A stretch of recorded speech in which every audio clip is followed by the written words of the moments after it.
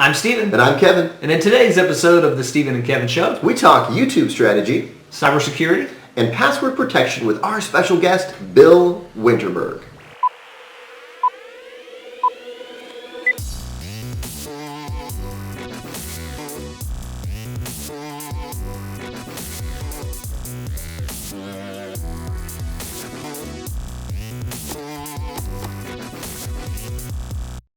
Welcome back, everybody. We've got episode 24 lined up today with special guest Bill Winterberg.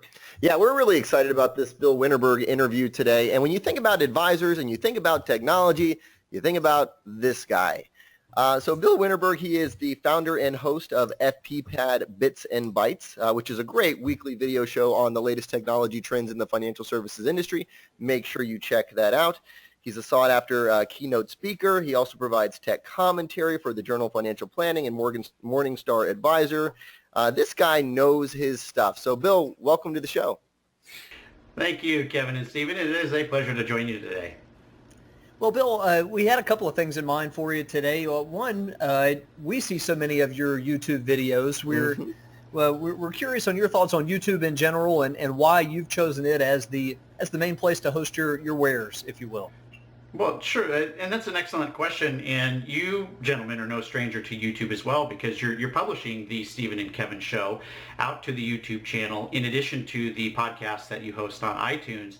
And I had seen a gap in coverage of technology news in the industry that was going in that direction of multimedia coverage. There's so much press and regular written articles, which are great, but I really saw an opportunity to branch out into the multimedia, interactive media sector, which started with a few podcasts that I created just by recording telephone conversations, and saw the opportunity to gravitate into video.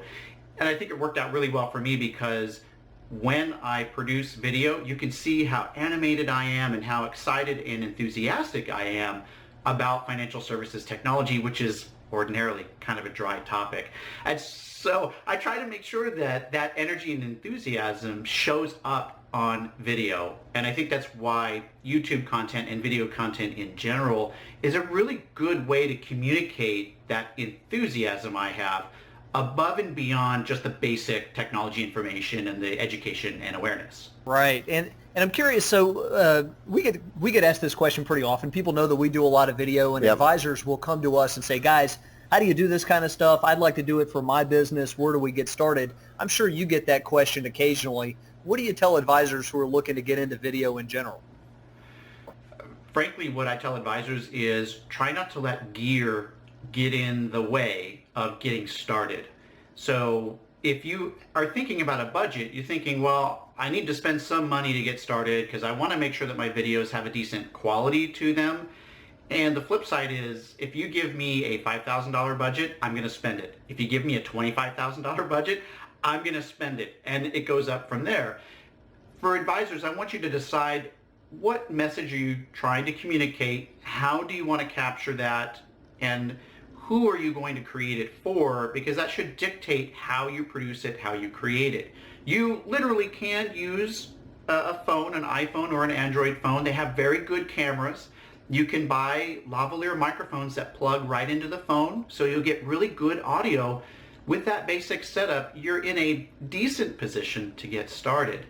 So think about the content first before the video, but I have a camera here. It's a Canon G7X. It's a great point and shoot camera. It fits in most pockets, or suit pockets or jacket pockets.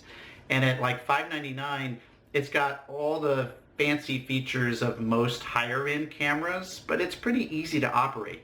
So that's a good start, that if you want to move beyond the quality of an iPhone or an Android, these point and shoot, these mirrorless DSLRs, if you will, these point and shoot cameras are actually a really good gateway to capturing great video, and they have pretty good audio quality as well.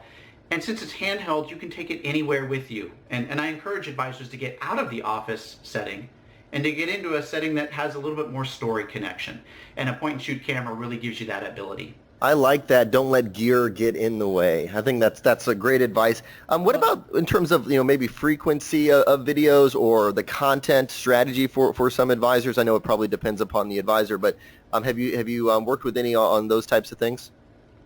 I definitely would stress to identify a long strategy. I've seen many advisors get started, and they make one video or maybe 2 or 3 videos, and then their YouTube channel goes quiet or their online web host goes quiet. Remember that this is a long game. You're building relationships. This isn't speed dating where you get 100 clients at your door after your first video. You need to commit to it.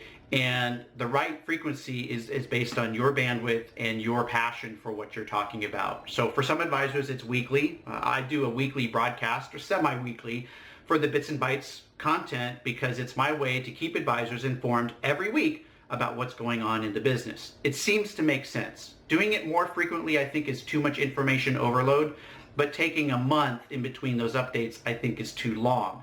So I think about the purpose and what I'm trying to communicate, and that'll dictate my frequency. I think for advisors, so that you don't get overwhelmed, think about doing it at least once a quarter, then accelerate to once a month. And if you feel that not that you need to do it more frequently, but you have something really good to say and share, then think about increasing the periodicity of it, the frequency of it. Right. Great advice. Yeah, because you're thinking about it less as a project and more of part of the week-to-week or month-to-month routine. And it takes a little bit of time to, for a lot of advisors, the first time they get behind the camera, it can come across a little stiff. Right. They've never done it before, and it's kind of, what do I say? How do I say it perfectly, as opposed to maybe your 24th edition or your 104th edition where you can just be normal and provide the advice you'd give somebody in real life. That's right, Stephen. If you feel like you have to do this, don't do it. Stop. That's the worst reason to get into doing this. So if you want to do this, that attitude, that energy will show through on video. Because if you feel like you have to do it, and it's like, oh man, it's 9:30, I have to do this. Welcome to today's video, blah, blah, blah. You're not engaged with it. And why would you expect your audience to be engaged with that? So you have to want to do it, and that should drive your content. And not everyone's built for video. I mean, not but I mean, truly. I mean, some people might be a face for radio. No, but some people might. A podcast might be what it is, or it might be their blog and writing that they're better at. That's their core competency, and that's what they should be focused on. You tend to get rated much higher on our podcast than you do on video on YouTube, Kevin. I don't know what it is. Well, and Kevin, you share a good point. Play to your strengths, right? If conversations and that is really your strength, go straight to a podcast. Don't worry about video. But if video is part of your strengths, a great advisor, Andy Millard, comes to mind out in North Carolina in your neck of the woods. He's actually running for Congress, but he had a great, vibrant channel because he had some acting experience, but he has no problem just sitting down on a park bench talking about financial awareness, and he's not lecturing about how to maximize investment returns. He's sharing stories. So video is a great medium for storytelling. Make sure that you capitalize that. And I look at your show, it's a great podcast. When I see the videos, it's like, the camera's on you guys for 15 minutes. There's no B-roll. There's no cutaways. There's other reasons why I understand it's on YouTube. And so most of the material from the Kevin and Stephen show, or Stephen and Kevin. No, you had it right. You had it right there. You're going to rebrand search engine optimize. But I totally get why putting the content out there online is reasonable, because you're going to get that inbound traffic. People are going to search for it. But nevertheless, our conversation, I think, is better suited to a podcast. And I know lots of people are digesting it via podcast. But still, you're taking the time to make a video, put it out on YouTube, and that increases your search ranking, which is a good idea and a great way to multi-purpose this time that you're spending. And it's something that every advisor can do today. Definitely. Well, shifting gears, Bill, we know you've got a lot of thoughts on cyber security, another one of our favorite topics, and you're the expert on this. So we're curious on this on a couple of levels. First of all, we were reading a piece that you had written recently on cybersecurity as it relates to an advisor's business. How do you make sure that you're living by some principles that are going to keep you and your information safe? But also, how does this relate to to getting some information across to clients so they can make smart decisions personally with their technology? Could you give us your thoughts on it? Just from an advisor perspective first, what should an advisor be careful with nowadays? Yeah, absolutely. I think the big threats for an advisor's business, every advisor's firm whether they like it or not, has a target on the firm. If you have financial, you have advisory, you have wealth in your business name, you're a target because that's where some money is, and that can be stolen. So it's one thing to engage in professionals and make sure that your hardware and software is being tested against attacks and threats. But it's really important that all the human beings, all the personnel within the firm, and that includes the advisors, are up to speed on the latest attacks. Because most attackers are skipping hardware vulnerabilities, they're skipping software vulnerabilities, and they're attacking you and me, and advisors, and staff, and receptionists. And they're sending emails with malware inside or really well-crafted pieces of communication. The latest one are these ransomware messages. You open up a Word document, it's in gibberish, and the email says, oh, if you want to read what this document says, you have to enable macros, and that'll translate the gibberish into English. Oh, okay. And if somebody doesn't know what they're doing, they launch the macros, and the rest is history. So advisors need to make sure that they're staying up to date on these attacks and educating everybody in the firm, because I think those people, all the humans, are the first point of attack. So I would make sure that advisors are staying up to date. And how can they do that? They can do it by subscribing to FBPAD Bits and Bytes over at fbpad.com/subscribe, right? And also communicating and extending that training to all their stakeholders inside their business. Absolutely, especially those who are a little bit happy with the clicker. You know, they see a button, they click on it. It's you know, but from what we're hearing from you, Bill, it's far more sophisticated than my great uncle who lives in Nigeria, who has this great investment scheme. You know, that you know, it's more sophisticated than that, and there's some innocent looking attachments or flash drives perhaps, or inbound calls, as we read in your piece, that can be more dangerous than they appear. Yeah, absolutely right. Another vector I hear is hackers take over a client's email account, but instead of doing something right away, they look at the history, they monitor that account, and when they see that the client might be going out of town for vacation, that's when the attacker strikes. And so they use all the information that they collected by just monitoring and being over the shoulder on that email account.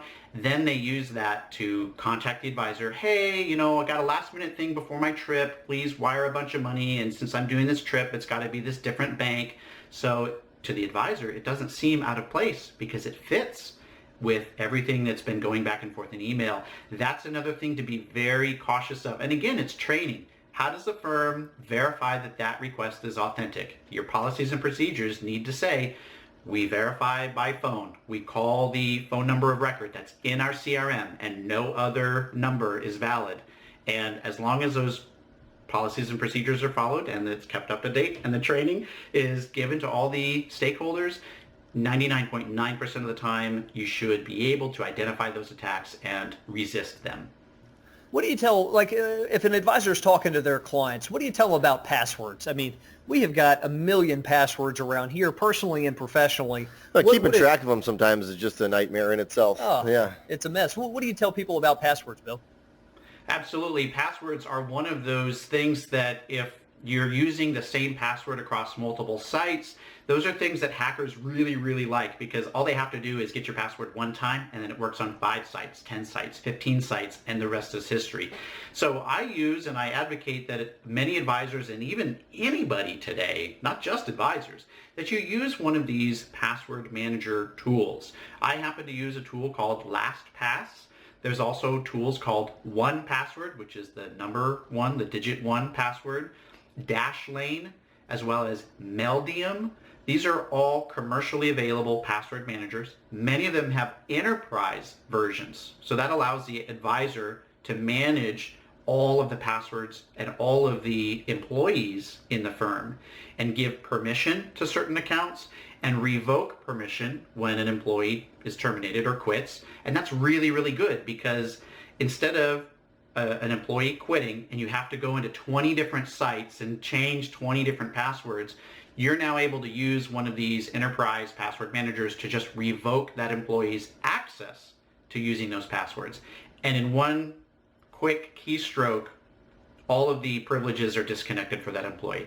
So those are really intelligent ways to manage passwords. These systems create random passwords that you would never memorize in your brain, and that increases their defense against attacks. So using 12 digits or 14 alphanumeric characters or even 16 where permitted, that increases the difficulty and time that it's going to take an attacker to break that password. Because it's going to happen. An attacker is going to be able to crack a password. It's just a matter of time. So you need to take the easy steps to make sure that that time is just outrageous and unrealistic for an attacker, because they're going to move on and go focus on someone who doesn't use hard to break passwords and who always uses the same password for 20 different sites. That's where the attacker is going to spend their time and attention. So that was LastPass and then 1Password, the number 1. Is that right? That's correct. Okay. And are those available for a fee? Is it like a monthly subscription thing? There's a variety of pricing levels. So LastPass and 1Password offer free consumer level versions. The enterprise versions, where they have these professional dashboards, you can do all the permissioning and provisioning, they're at $19 a month, $29 a month, depending on the volume and size of the passwords that you're trying to manage. And they have mobile apps as well, because we live in a mobile world, and how do you manage and enter passwords on your mobile device?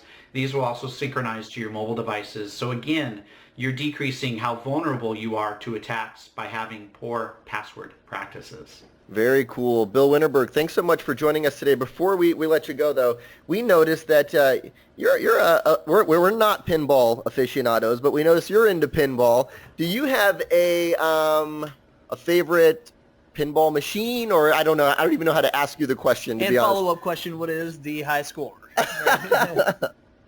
So, yes, I have a pinball addiction. It's part of who I am. I grew up in high school and college just spending lots of money on pinball machines. Maybe if I had a robo-advisor back then, it would say, stop spending quarters on pinball and put it in your low-cost investment account.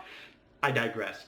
My favorite pinball game is the Twilight Zone pinball game by Bally's, 1993. About 15,235-ish were created, and it's been a lifelong dream to have one, and I do have one. It's actually in my game room downstairs, and I love to play it. High score, sounds fun. 3.2 billion, I think, is a high score. I posted it out on my Twitter feed a couple of months ago.